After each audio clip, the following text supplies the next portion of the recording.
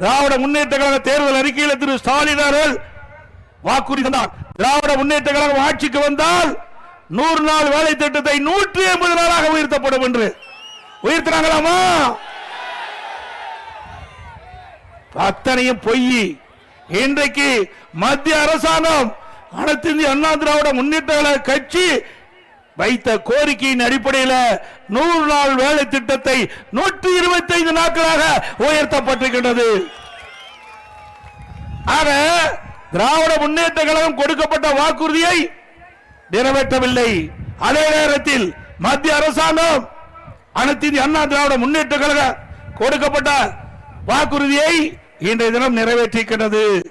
அது மட்டுமல்ல, 100 நாள் வேலை திட்டத்தில் பணிபுரிகின்ற ஊழியர்களுக்கு சம்பளம் உயர்த்தப்படும் என்று திரு ஸ்டாலின் அவர்கள் தேர்தல் அறிக்கையிலே குறிப்பிட்டார்கள். சம்பளத்தை உயர்த்தினாங்களாமா? சம்பளத்தை உயர்த்தாட்டியும் பரவாயில்ல, அந்த 100 நாள் வேலை திட்டத்தை கூட முழுமையாக அந்த மக்களுக்கு கொடுக்காத அரசு விடியா திமுக அரசாங்கம்.